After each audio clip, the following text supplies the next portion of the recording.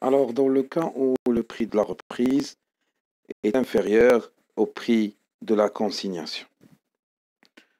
Donc, ici, on a déjà effectué la consignation, mais lorsqu'on a restitué les emballages, par exemple, on les va restituer avec un mauvais état, ou là, on parle des emballages abîmés. Donc, leur valeur initiale, c'est pas la même. Donc, la valeur de la garantie, c'est pas la même. Elle est inférieure. Donc le prix de consignation est supérieur au prix de la reprise, ou le prix de la reprise est inférieur au prix de consignation. Donc la différence, donc ici, ça représente un problème, vu que en tant que fournisseur, je n'ai pas restitué les emballages en bon état. C'est pour cela que je ne vais pas redonner au client totalement la garantie. Je dois restituer la différence entre le montant de la consignation et le montant de la reprise. Donc, je dois les garder pour moi. Mais puisque je ne l'ai pas donné, je l'ai gardé pour moi, c'est un produit, c'est un gain. C'est pour cela, pour solder la consignation, on doit débiter le compte, c'est le fournisseur, on doit débiter le compte 4425. On va créditer le compte client avec le montant que je vais le donner au client. Et on va créditer aussi la différence. La différence de quoi? La différence de gain que j'ai appris entre le montant de la consignation et le montant de la reprise. Donc, ce qu'on appelle un boni pour reprise d'emballage consigné.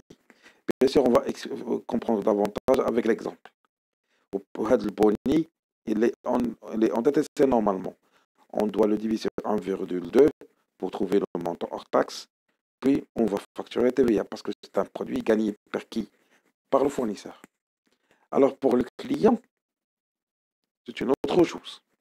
Pour le client, il doit solder le compte 3413. Donc, toujours, on le solde par le crédit. Mais qu'est-ce qu'on va débiter?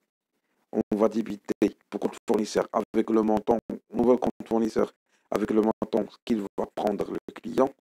C'est le prix de la reprise. Et la différence, pour lui, il ne va pas récupérer le client. Donc, le fournisseur ne va pas envoyer la garantie, totalement la garantie ou la consignation. Il va envoyer réellement le montant de la reprise et la différence, il ne va pas la restituer le client. C'est pour cela, pour lui, c'est une charge, c'est une perte. C'est pour cela qu'on a débité le compte 61 317. Et on a débité avec lui puisque c'est une charge et TVA récupérable sur surcharge. Généralement, le boni et le Mali, ce sont en TTC. Donc, on va les convertir en hors taxe pour diviser le 1,2 pour trouver le montant hors taxe. Et on doit facturer aussi la TVA. Le boni est la TVA facturée et le Mali, on parle de la TVA récupérable. Maintenant, on va illustrer avec un exemple pour comprendre mieux.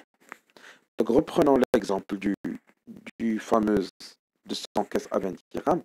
Donc, le prix de consignation, c'est de 100 fois 20. Donc, mais lors de la reprise, on a reçu des emballages abîmés. Donc, il n'a pas conservé leur valeur de 20 dirhams. Et donc, une nouvelle valeur de 14 dirhams. Donc, il se présente une explication qui présente cela tout de suite. Alors, le prix de consignation, c'est 200 fois 20 est égal à 4000. Mais le prix de la reprise, il est de 100 fois 14, il est de 2800. Donc, leur valeur a devenu 2800 parce qu'on l'a reçu abîmé. Donc, la différence entre la valeur initiale et la valeur finale, c'est 400 moins 2800. C'est 1200. Donc 1200, il va être gardé par le fournisseur. C'est pour cela qu'il ne va pas la faire restituer au client. C'est pour cela qu'on parle d'un boni. Mais le client, il ne va pas la restituer. Donc on parle ici d'un Mali. Parce qu'il ne va pas restituer ses fonds. Mais pour le fournisseur, il va les garder pour lui. Donc c'est un boni. Mais le boni ou le Mali ici, c'est un montant TTC. On doit les convertir en hors taxe. C'est pour cela qu'on l'a divisé sur 1 plus le taux de TVA, 1 plus 20%. Il m'a donné le montant hors taxe qui est égal à 1000. Donc pour calculer c'est quoi la TVA facturée, TVA récupère la différence, c'est le montant TTC moins le montant hors taxe, ce qui est égal à 1200 moins 1000. C'est le montant hors taxe. Donc c'est le montant de la TVA est égal de combien? De 200.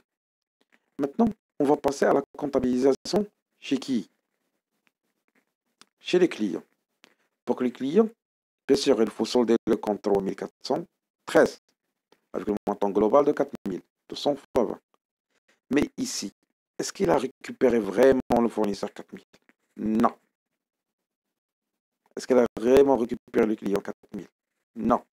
Il va récupérer chez le fournisseur que 2800. La différence doit être gardée par le fournisseur. C'est pour cela qu'on parle ici d'un mali chez les clients. Parce que c'est une perte pour lui.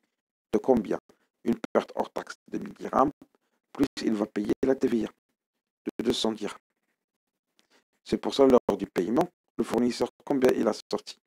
Il a sorti un chèque de 2800 et il a donné au client ou il a mis à sa banque. Au lieu de récupérer 4000, combien il a récupéré le client? Que 2000 par chèque.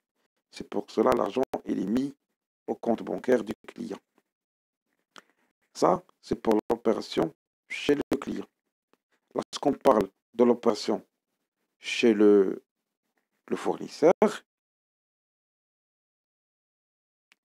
alors ici, le fournisseur, est-ce qu'il a récupéré la totalité avec le bon état? Bien sûr, ils sont abîmés. Donc, il va solder le compte 4425 par le montant qu'il va payer au client. Donc, 2800. Donc, ce n'est pas équivalent. Vu qu'on a débité les 4000, on a crédité le 2800. C'est le montant réel qui doit être payé au client. La différence de garantie, il ne va pas la restituer au client. Le prix de concession, il ne va pas la restituer. Vu que la différence, c'est une perte pour le client. Et puisqu'il n'a pas, le fournisseur ne va pas la restituer au client, pour lui, c'est un produit, c'est un gain. C'est pour cela qu'on parle d'un montant TTC de 1200. On a déjà vu dans le tableau comment calculer le montant hors taxe. On divise 1 plus 20%, qui m'a donné 1000. On l'a mis sur le montant de le boni. 6000 dirhams, c'est le montant hors taxe. Bien sûr, puisque on a créé le classe 7, c'est comme étant une vente, donc on va créer aussi le compte 4455. C'est l'état de TVA facturé. Donc, dans ce cas, jusqu'à maintenant, on a expliqué lorsqu'on a un prix de reprise inférieur au prix de consignation. Après, on va passer au non-retour des emballages consignés, ce qu'on va traiter dans le prochain chapitre. Alors, on vous remercie.